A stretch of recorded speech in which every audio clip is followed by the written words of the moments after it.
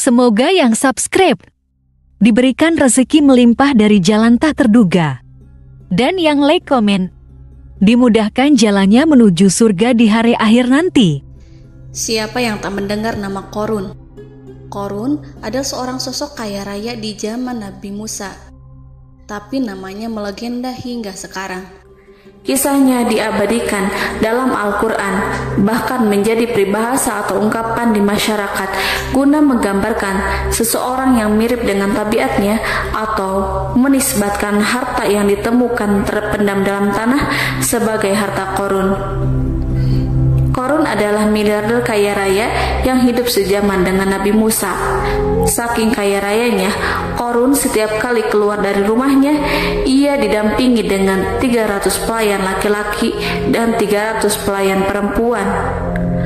Qorun juga dikawal oleh 4.000 pengawal yang diiringi 4.000 binatang ternak, ditambah 60 ekor unta yang khusus membawa kunci-kunci gudang penyimpanan harta kekayaannya itu.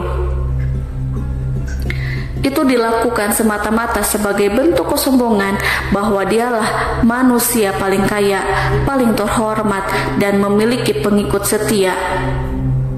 Ia merasa lebih mulia dibandingkan Nabi Musa alaihissalam. Orang-orang tentu saja akan penasaran seberapa banyak harta kekayaan Qorun jika pengawal dan pembawa kunci gudang kekayaannya sebanyak itu.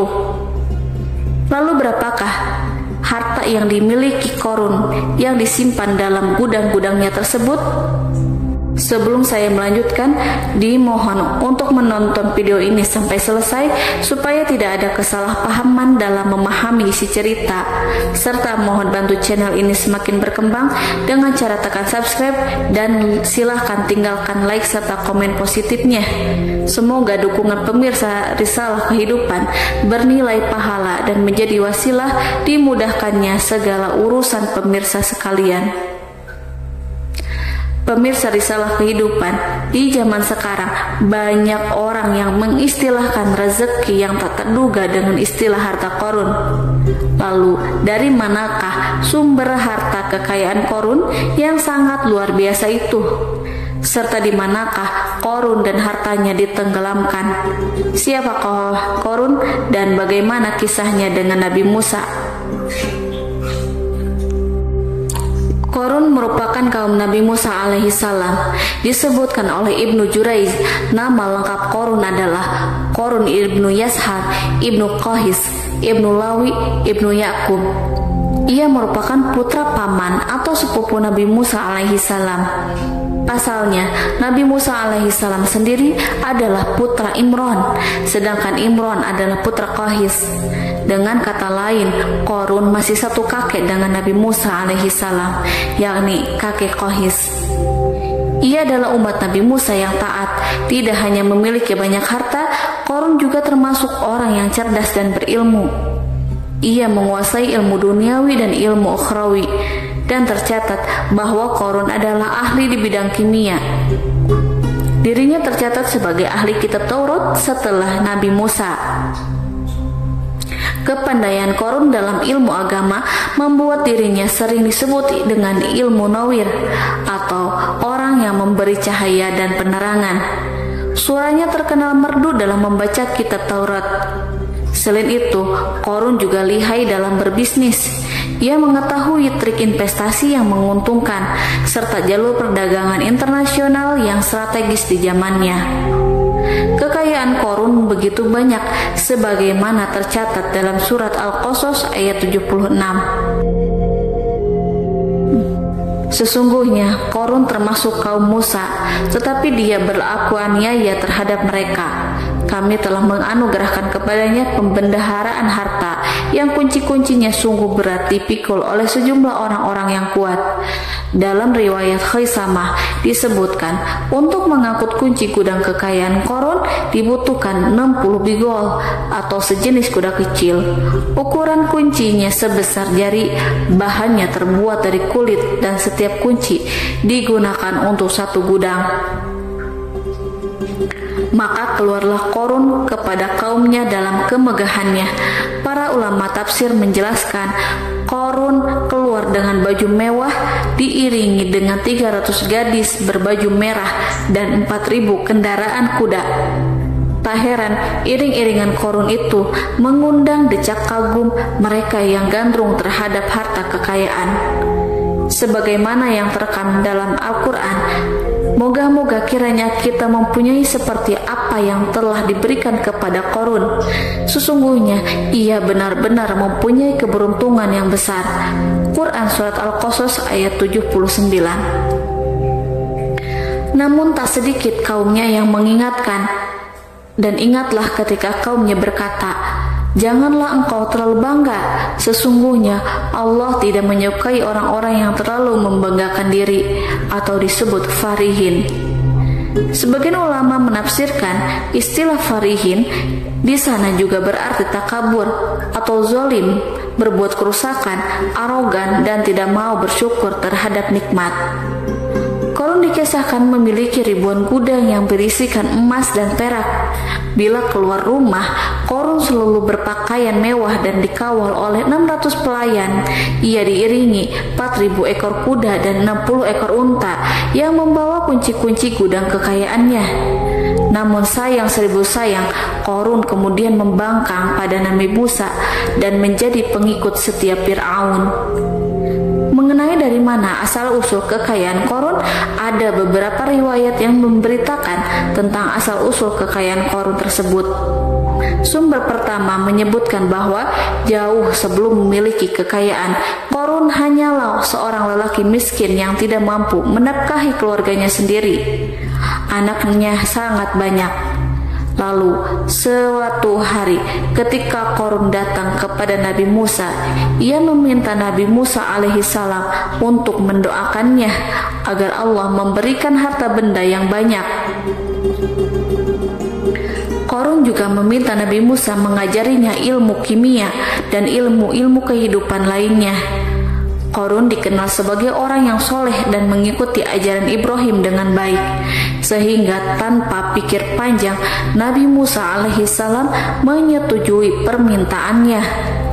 Allah Subhanahu wa Ta'ala mengabulkan doa Nabi Musa. Korun diberikan kecerdasan luar biasa dan menguasai ilmu yang telah diajarkan kepadanya. Korun menguasai teori dan praktik pembuatan emas permata dan beragam perhiasan mewah lainnya. Ia juga pakar dalam ilmu arsitektur, rancangan bangunan, penataan kota, dan lain sebagainya. Tidak lama setelah itu, hidupnya berubah. Korun pun hidup dengan bergelimbang harta. Ribuan gudang yang dimilikinya penuh dengan emas dan perak. Namun sayangnya, keberuntungan yang didapatkannya membuatnya gelap mata. Korun mulai hidup dengan penuh pamer, keangkuhan, dan penuh kesombongan. Kekayaan yang telah diberikan oleh Allah Subhanahu wa Ta'ala membuatnya lupa dengan Sang Maha Pemberi. Korun merasa lebih terhormat dan mulia dibandingkan Nabi Musa. Ia pun akhirnya membelot dan durhaka pada Nabi Musa. Ia mengingkari janji-janjinya dahulu dan beralih menjadi pengikut Fir'aun yang setia. Loyalitas Korun terhadap Fir'aun membuatnya diangkat menjadi kepala mandor yang membawahi ribuan pekerja. Dikisahkan bahwa Korun bersikap semena-mena terhadap para pekerja. Ia tega memotong upah mereka. Ia melakukan korupsi demi membangun istana dan kemegahannya sendiri, dan untuk membangun gudang-gudang penyimpanan harta yang telah ia kumpulkan jauh-jauh hari. Ketika datang perintah zakat, Nabi Musa alaihissalam pergi menemui Korun dan memerintahkannya mengeluarkan zakat sebesar 1 dinar dari setiap 1000 dinar, 1 dirham dari setiap 1000 dirham, 1 kambing dari setiap 1000 kambing, dan seterusnya. Setelah Korun menghitung seluruh hartanya, ternyata jumlah zakatnya sangat besar. Kekikirannya pun mulai menghalangi hatinya untuk mengeluarkan zakat. Korun enggan membayar zakat ketika Nabi Musa alaihissalam menagih zakat yang diperintahkan oleh Allah untuk ditunaikannya. Ketika Korun diminta zakat, ia langsung marah dan tidak memberikan sedikit pun kekayaannya. Dia berpikir bahwa harta kekayaan yang dimilikinya didapat dari hasil kerja dan usahanya sendiri, dan tidak ada kaitannya dengan siapapun, termasuk Allah Subhanahu wa Ta'ala. Janji Qorun untuk lebih taat beribadah dan membantu sesama jika diberi kekayaan oleh Allah dilupakannya.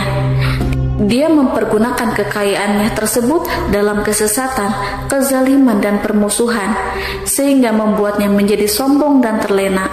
Orang-orang beriman pada masa itu sering menasehati Qorun untuk bersyukur atas nikmat yang Allah berikan kepadanya, tetapi dia tidak mengindahkan nasihat tersebut.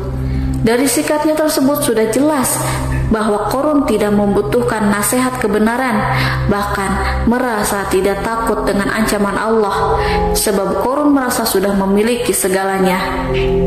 Qorun merasa dirinya hebat dan pintar serta punya banyak pengikut setia, punya banyak pengawal dan merasa aman karena dekat dengan Raja Fir'aun. Qorun berkata, "Sesungguhnya aku mendapatkan harta ini karena ilmu yang ada padaku." Qorun sangat sombong. Ia merasa hartanya didapatkannya sendiri tanpa campur tangan dan kehendak Zat yang Maha Kaya, yakni Allah Subhanahu wa Ta'ala. Apakah Qorun lupa ataukah ia tidak tahu bahwa Allah telah membinasakan orang-orang sombong sebelumnya, yang bahkan lebih kuat darinya, yang lebih kaya darinya, yang lebih banyak pengawalannya, lebih kokoh dan tak terkalahkan dibanding dirinya? Karena terdorong sifat kikir dan angkuh, maka Qorun membuat rencana untuk melakukan tipu daya agar dia terlepas dari kewajiban membayar zakat. Dia ingin menjatuhkan nama baik dan citra baik Nabi Musa alaihissalam. Kemudian dia mengumpulkan tokoh-tokoh konglomerat Bani Israel. Ia berkata kepada mereka, "Wahai saudara-saudaraku, terhadap apa yang diperintahkan Musa untuk membayar zakat, apakah kalian akan mematuhinya? Sekarang dia hendak mengambil harta yang ada di tangan kalian, maka pikirkanlah suatu cara untuk menghindari perintahnya." Para pembesar-pembesar yang dipanggil kemudian menjawab, "Wahai paduka Qorun, engkau lebih besar daripada kami. Kami akan melakukan apapun yang kau inginkan." Qorun pun berkata, "Datangkanlah kepadaku wanita cantik. Aku akan memberinya hadiah besar jika ia berhasil menggoda dan memfitnah Nabi Musa." Ketika wanita cantik yang diinginkan datang, Qorun memberikan kepadanya uang muka sebagai jaminan. Ia akan membayarkan seluruh yang dijanjikan ketika berhasil menjalankan misinya. Bukan hanya itu, Qorun pun berjanji akan menjadikan wanita ini sebagai istrinya. Dan keesokan harinya, Qorun mengumpulkan Bani Israel. Setelah itu, Qorun menghadap kepada Nabi Musa seraya berkata, "Orang-orang menanti kedatangan Anda, sampaikanlah saran dan nasihat kepada mereka." Nabi Musa kemudian keluar dari rumahnya. Ia mulai menyampaikan nasihat pada umatnya. Di antara nasihatnya, beliau berkata, "Barang siapa yang mencuri, aku akan memotong tangannya. Barang siapa yang memfitnah, aku akan mencambuknya sebanyak 70 kali. Barang siapa yang tidak mempunyai istri dan dia berbuat zina, maka aku akan mencambuknya sebanyak 70 kali. Adapun barang siapa yang memiliki istri dan dia berbuat zina, aku akan rajam dia sampai mati." Qorun kemudian berkata, "Apakah ini juga berlaku untuk Anda jika Anda sendiri yang berbuat zina? Apakah Anda akan menerima hukumannya?" Kemudian Nabi Musa menjawab, "Ya, meskipun saya sendiri yang melakukannya." Maka kemudian Qorun memanggil wanita yang telah dibayarnya. Wanita itu berdiri di depan Nabi Musa dan Bani Israel yang telah berkumpul. Dia mengaku sedang hamil karena telah berhubungan badan dengan Nabi Musa. Maka marahlah Nabi Musa atas fitnah kejam yang diarahkan kepadanya. Kemudian Nabi Musa melakukan sholat 2 rakaat, lalu mendatangi wanita itu dan menyumpahnya agar mengatakan siapa yang menyuruhnya. Wanita itu menjadi ketakutan. Ia gemetar di depan Nabi Musa dan dia mengaku bahwa yang menyuruhnya adalah Qorun. Lalu wanita itu bertaubat dan meminta maaf kepada Nabi Musa. Seketika Nabi Musa bersujud seraya berdoa kepada Allah untuk menimpakan azab kepada Qarun. Allah memberi wahyu kepada Nabi Musa bahwa bumi telah dijadikan tunduk kepada perintah Nabi Musa. Kemudian Nabi Musa berkata kepada bumi, "Wahai bumi, telanlah Qarun beserta kekayaannya, habiskanlah semua." Kala itu Allah menurunkan wahyu kepada Nabi Musa alaihissalam untuk memerintah bumi apapun yang diinginkannya.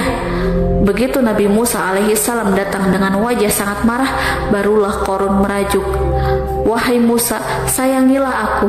Sementara Nabi Musa alaihissalam tak bergeming. Beliau lantas berkata pada bumi, "Wahai bumi, ambillah mereka."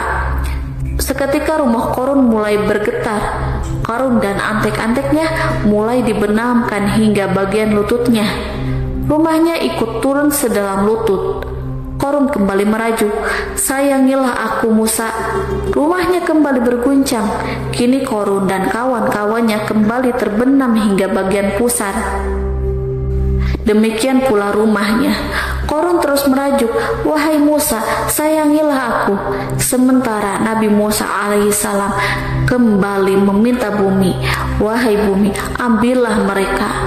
Rumah Qarun berguncang lagi, sementara Qarun dan kawan-kawannya terus terbenam hingga bagian tenggorokannya. Demikian pula rumahnya. Qarun lagi-lagi menjerit, "Wahai Musa, sayangilah aku." Namun Nabi Musa alaihissalam tak bergeming. Beliau terus meminta bumi menelannya, hingga akhirnya Qarun dan kawan-kawannya hilang seluruhnya di telan bumi. Tak lama setelah itu Allah pun berkata, "Wahai Musa, apa yang membuatmu bersikap demikian? Padahal demi kemuliaanku, andai dia Qarun berdoa kepadaku, niscaya aku akan rahmati. Maka kami benamkan dia beserta rumahnya ke dalam bumi, maka tidak ada baginya satu golongan pun yang akan menolongnya selain Allah, dan dia tidak termasuk orang-orang yang dapat membela diri." Quran Surat Al-Qasas ayat 81. Lalu di manakah lokasi ditenggelamkannya Qarun beserta harta bendanya? Konon berdasarkan kepercayaan beberapa masyarakat setempat, Qarun ditenggelamkan di sekitar sungai atau danau Moris yang terletak di kota Fayum, negara Mesir. Qarun konon mendirikan istana dan di tempat itu pula ia ditenggelamkan. Dahulu Qarun berkeinginan membangun sebuah istana, namun tidak diizinkan oleh Fir'aun jika istana itu dibangun di samping istana Fir'aun. Terlebih Qarun juga tidak ingin membangun istana di tengah pemukiman Bani Israel yang terletak di tanah Jasan. Fir'aun pun memberikan tanah di wilayah Fayum. Kemudian di tepi sungai Fayum inilah Qarun membangun istananya yang megah dan di dalamnya membangun Al-Kunuz atau gudang penyimpanan harta berisi emas dan perak. Salah satu bukti arkeologis yang dapat dijumpai di lokasi tersebut adalah runtuhan bangunan yang diduga sebagai tempat tinggal Qarun yang berjarak sekitar 2 km dari Danau Qarun. Menurut beberapa sumber, bangunan yang masih berdiri kokoh tersebut adalah benteng yang dibangun oleh Qarun. Namun, ada juga yang mengatakan bahwa bangunan tersebut adalah tempat tinggalnya. Wallahu a'lam bishawab.